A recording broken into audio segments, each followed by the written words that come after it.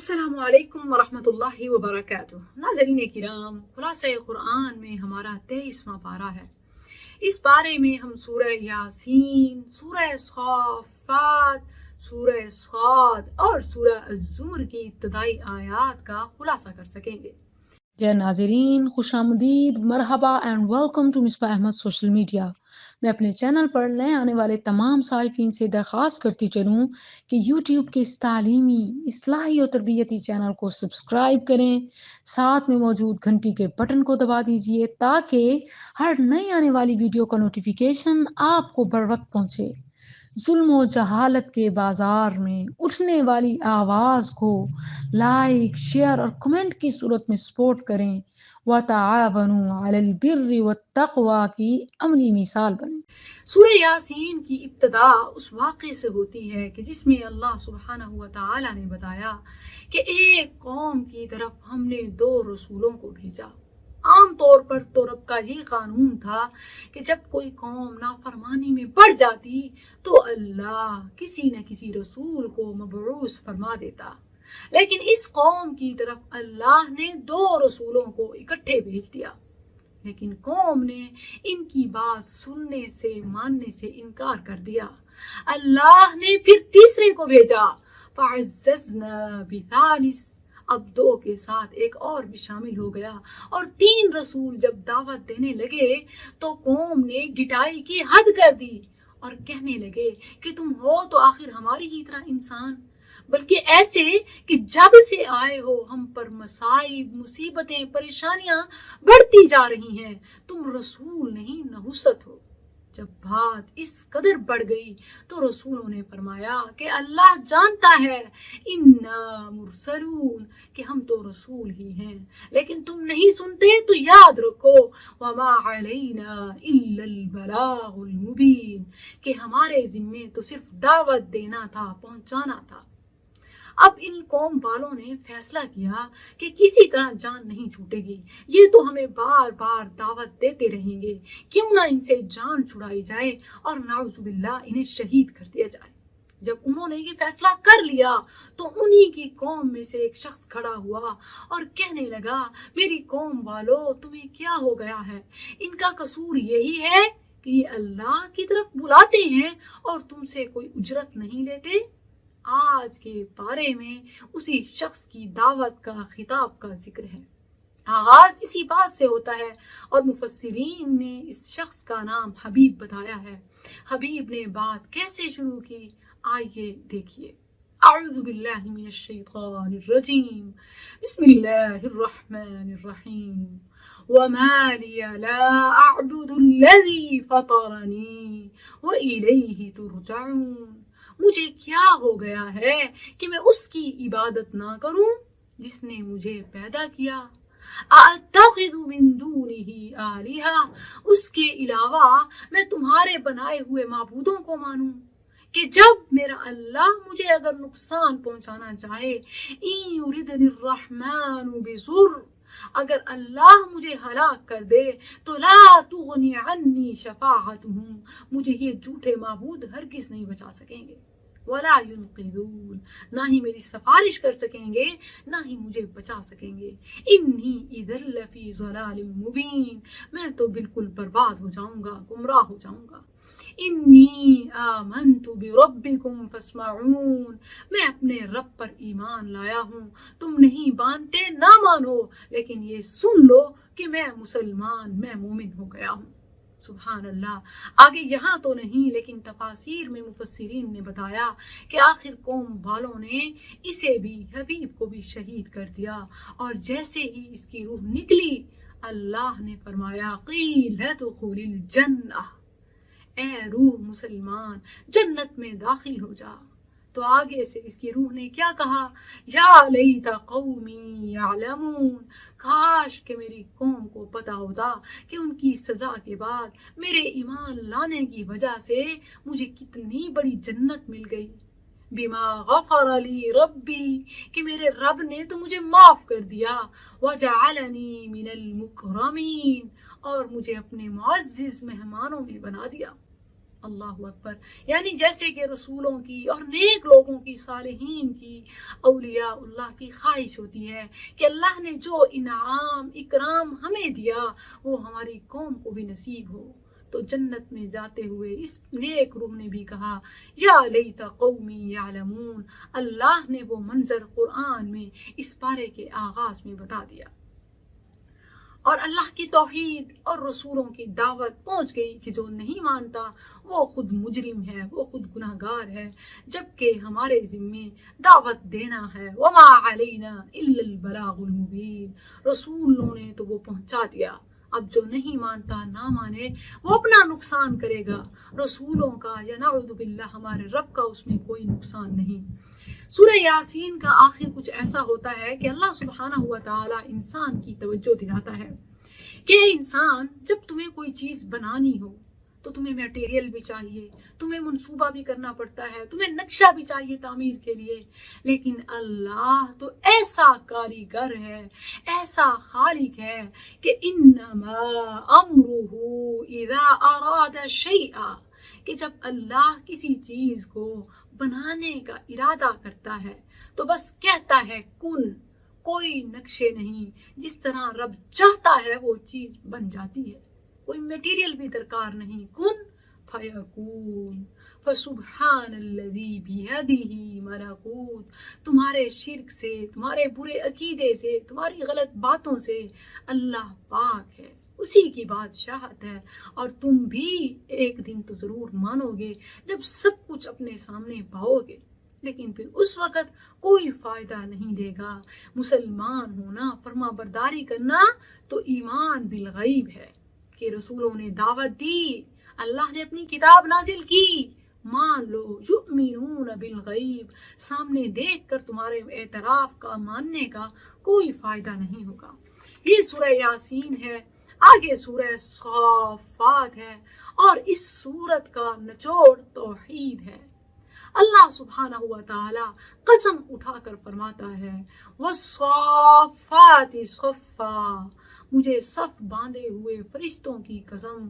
فالزاجرات زجرا، ڈانٹنے والے فرشتے، وہ فرشتے کہ جو رب کا حکم بجا لاتے ہیں فوراً سے، اور جو مسلمان، جو بندے اس کی تابعداری کرتے ہیں ان کے لیے تو خوشخبریاں سناتے ہیں، جو نافرمان ہیں ان کو ڈانٹتے ہیں. جیسا کہ احادیث میں نافرمان لوگوں کے لیے فرشتوں کی تزجیر ہے، ڈانٹنا ہے. اور اسی طرح جب وہ روح قبض کرتے ہیں تو کیسے حدیث میں ہے کہ ان کا کہنا کہ اے بدبخت روح نکل. فالزاجرات زجرا، اللہ نے ان فرشتوں کی قسم اٹھائی. اور پھر فالتالیات ذکرا، تلاوت کرنے والے، خوشخبریاں سنانے والے فرشتے، رب نے ان کی بھی قسم اٹھائی. 3 قسمیں اٹھانے کے بعد ہمارا رب فرماتا ہے کہ جس کی بات اس قدر سچی ہے کہ اس سے بڑھ کر کوئی سچا نہیں. ومن نصدق من اللہ قیلا ومن نصدق من اللہ حدیثا. لیکن وہ قسم اٹھا کر کہتا ہے، اور ایک نہیں 3 قسمیں اکٹھی. بات کیا ہے؟ ان الہکم لواحد. یہی سورہ صافات کا مرکزی مضمون ہے کہ تمہارا الہ رب ایک ہی ہے. نفع نقصان، بیماری شفا، سب کچھ، رزق، اولاد، اور حتیٰ کہ تمہارا مرنا اور جینا بھی اسی کے ہاتھ میں ہے. اور سمجھداری اسی میں ہے کہ تم مان جاؤ. ان صلاتی و نسکی و محیای و مماتی للہ رب العالمین. نہیں مانو گے تو یاد رکھو قانون تو نہیں، البتہ سزا ضرور پڑ جائے گی. قانون تو نہیں بدل سکے گا، نہیں بدلتا، مگر سزا ضرور پڑ جائے گی. یہ سورہ صافات کا مرکزی مضمون ہے. اس کے بعد اللہ سبحانہ و تعالی نے مختلف انبیاء کا نام لیا، تذکرہ کیا، اور پھر ان کے اعمال صالح جیسے ابراہیم علیہ السلام کا ذکر کیا اور ان کی بیٹے کی قربانی، کہ جب ابراہیم علیہ السلام نے اپنے بیٹے سے فرمایا کہ اے بیٹا انی ارا فی المنام انی اذبحک فانظر ماذا ترى. بیٹا میں نے خواب دیکھا ہے کہ میں تجھے ذبح کر رہا ہوں اللہ کے حکم کے سامنے، تو تمہارا کیا خیال ہے؟ بیٹے نے فرمایا تابعداری کی اعلیٰ مثال یا ابت افعل ما تؤمر ستجدنی انشاء اللہ من الصابرین، بابا جان میں حاضر ہوں، آپ تعمیل کیجئے۔ سبحان اللہ۔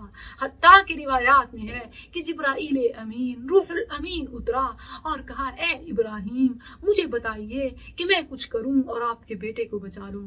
ابراہیم علیہ السلام نے پوچھا کہ خود آئے ہو یا رب نے بھیجا ہے؟ فرمایا نہیں، میں تو خود آیا ہوں، یہ منظر دیکھ نہیں سکا۔ ابراہیم علیہ السلام نے فرمایا تو جاؤ، میرا رب دیکھ رہا ہے۔ حسبی اللہ لا الہ الا ہو۔ اللہ نے ابراہیم کے اس تقوی کو، عقیدے کو، الفاظ کو اتنا پسند کیا کہ جب آگ کے سامنے آگ میں ڈالے جانے کے وقت ابراہیم نے حسبی اللہ پڑھا تو آگ گلو گلزار بن گئی۔ یا نار رکونی بردا، یا نار رکونی بردا وسلاما علی ابراہیم۔ اور جب بیٹے کی قربانی کا وقت آیا تو اللہ نے بیٹے کی جگہ جانور کو بھیج دیا، اور اس کام کو امت مسلمہ کے لیے عید الاضحیٰ پر ایک فرض صاحب استطاعت پر بنا دیا۔ سبحان اللہ۔ اس کے بعد ذکر ہے مختلف انبیاء کا، نوح کا، داؤد کا، موسیٰ اور ہارون کا، یونس علیہ السلام کا، کہ جب وہ مچھلی کے پیٹ میں تھے تو اللہ نے فرمایا کہ فَالْتَقَمَهُ الْحُوتُ وَهُوَ مُلِيمٌ۔ جب یونس مچھلی کے پیٹ میں چلا گیا، اپنے آپ کو ملامت کر رہا تھا کہ میں کیوں نکلا اپنی بستی والوں کو چھوڑ کر، تو فَلَوْلَا أَنَّهُ كَانَ مِنَ الْمُسَبِّحِينَ، دیکھیے کہ رب کو وہ بندے بے شک غلطی بھی کر چکے ہوں، پکارنے والے، تسبیح کرنے والے اتنے پسند ہیں کہ اللہ نے تسبیح نہ کرنے والوں کے لیے ایک پیغام دے دیا کہ میرا یونس جیسا نبی بھی اگر مچھلی کے پیٹ میں مجھے نہ پکارتا، لولا انہ کان من المسبحین، اگر وہ میری تسبیح نہ کرتا، مجھے نہ پکارتا، تو لا لبث فی بطنہ الی یوم یبعثون، قیامت تک وہ مچھلی کے پیٹ میں رہتا۔ لیکن یونس نے پکارا لا الہ الا انت سبحانک انی کنت من الظالمین، اللہ تو پاک ہے، تیرے لیے تسبیحات، تمجیدات۔ اللہ نے سنی اور مچھلی کے پیٹ سے ناممکن سے ممکن کر دکھایا، اپنے کن سے اپنے نبی کو نجات دی۔ سبحان اللہ۔ تو یہ تسبیح کرنے والوں کا بھی ذکر ہے اور ان کے لیے سبق ہے، نہ کرنے والوں کے لیے بھی اور کرنے والوں کے لیے بھی، کہ اگر کرو گے تو جیسے یونس کو نجات دی تمہیں بھی نجات ملے گی، اور اگر نہیں کرو گے تو سنو لا لبث فی بطنی، اور اگر میرا یونس بھی نہ مجھے پکارتا تو قیامت تک وہ مچھلی کے پیٹ میں رہتا۔ اس کے بعد اللہ نے ایک آدم کی، بنی آدم کی، انسان کی ایک ایسی صفت بتائی کہ کتنا نا انصاف ہے، اس کا رویہ کتنا غیر منصفانہ ہے کہ اپنے لیے تو وہ بیٹوں کو پسند کرتا ہے کہ مجھے بیٹے ہی ملیں، اللہ مجھے بیٹوں سے نوازے، کہ بیٹے ہی بیٹے ہوں، بیٹی نہ ہو، لیکن فرشتوں کو رب کی بیٹی بناتا ہے اور انسانوں کو، پیغمبروں کو رب کا بیٹا۔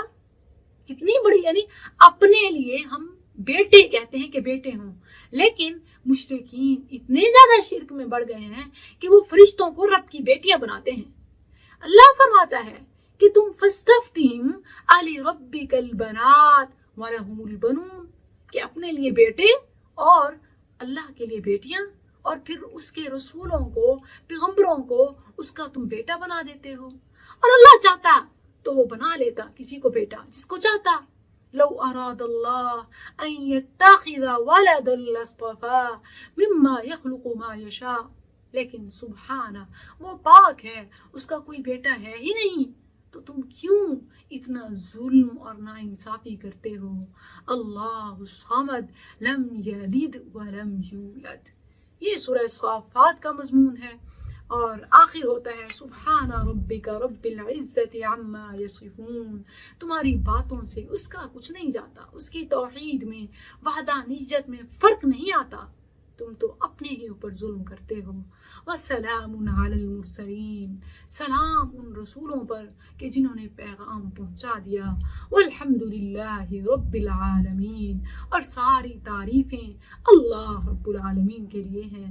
سورہ صاد ہے، سورہ صاد میں پھر کچھ اور انبیاء کا ذکر ہے، اور اللہ فرماتا ہے اے نبی ان سارے انبیاء کا ذکر کرنے کے بعد تجھے ایک بات بتائی جا رہی ہے کہ تو ان کی باتوں سے اپنے دل کو غمزدہ نہ کر. اصبر علی ما یقولون، جو وہ کہتے ہیں اس پر صبر کر، میرے انبیاء کے تذکرے پر جو تجھ سے پہلے تھے. وَاذْكُرْ عَبْدَنَا داؤد ذا الْأَيْدِ، داؤد کو دیکھو، قوم لوط کا حال دیکھو، قوم عاد سمود ان کا دیکھو. اور پھر یونس علیہ السلام کا ذکر کیا، اور یونس کا ذکر صافات میں کرنے کے بعد صاد میں اللہ نے ایوب کا ذکر کیا کہ کیسے اس نے اپنے رب کو پکارا اور رب نے اس کی سنی کہ ربی انی، میرے اللہ میں تکلیف میں ہوں، میری مدد کر، مجھے نجات دے، میری قوم کو اللہ اب تو نہ صرف میری قوم بلکہ شیطان بھی تکلیف پہنچانے والوں میں ہے اور میرے ایمان کے در پہ ہے. اللہ یہ اب مجھ سے نہیں ہو سکتا کہ کوئی میرے اور تیرے درمیان حائل ہو جائے. سورہ صاد کا آخر ایک بات کی طرف اشارہ ہے کہ غلطی ایک آدم سے بھی ہوئی تھی، کہ اللہ نے فرمایا تھا کہ اس درخت کے قریب مت جانا، لیکن آدم چلا گیا. ایک غلطی ابلیس سے بھی ہوئی تھی کہ اللہ نے فرمایا تھا کہ سجدہ کرو اور اس نے انکار کیا تھا، لیکن آدم نے اپنی غلطی کی اصلاح کی اور اللہ سے انعام اکرام وصول کیا، جبکہ ابلیس ڈٹ گیا اور قیامت تک کے لیے ملعون قرار پایا. یہ سورہ صاد ہے. آگے سورہ زمر میں ایک خوبصورت لطیف بات کی طرف اشارہ ہے. وہ خوبصورت پیغام یہ ہے کہ فَاعْبُدِ اللَّهَ مُخْلِصًا لَهُ الدِّينَ، عبادات میں، دین میں، اسلام میں خلوص نیت کو شامل کر لو. سبحان اللہ، خالص نیت سے قطرے کو اللہ دریا بنا دیتا ہے. یہی بات اللہ نے اس صورت میں سمجھائی کہ الا للہ الدین الخالص، دین تو اس کا خالص ہے، تم اس میں کمی بیشی مت کرو بلکہ خلوص کو شامل کرو. خلوص سے قطرہ بھی دریا بن جاتا ہے، لیکن بد نیتی سے، نفاق سے، بد دیانتی سے تمہارے پہاڑ جتنے اعمال بھی ذرہ برابر نہیں ہیں. اور پھر اتنا منافقانہ رویہ کہ جب تمہیں تکلیف ہوتی ہے اس وقت تو تم سارا پرخلوص ہو جاتے ہو، خلوص جمع ہو جاتا ہے، لیکن جب بھی وہ نعمت ہٹ جاتی ہے، اللہ جو مشکل ہے اس کو آسان کرتا ہے، تو پھر تم ناشکرے ہو جاتے ہو. اللہ فرماتا ہے کہ دین میں خلوص چاہیے. فَاعْبُدِ اللَّهَ مُخْلِصًا لَهُ الدِّينَ، خالص نیت چاہیے. وہ خالص نیت کہ جب تم مصیبت میں ہوتے ہو کیسے اللہ سے مانگنا، پھر تڑپ بھی آ جاتی ہے اور الفاظ بھی مل جاتے ہیں اور سب کچھ خلوص بھی آ جاتا ہے. اللہ کو وہ خالص نیت چاہیے، تمہاری وہ خالص نیت نہیں کہ جب اللہ آسانی کرتا ہے تو ایسے ہو جاتے ہو ثم اذا خول نعمة منه نسیا، پھر بھول جاتے ہو، پھر خلوص تو دور کی بات تمہارے اعمال بھی نہیں ہوتے.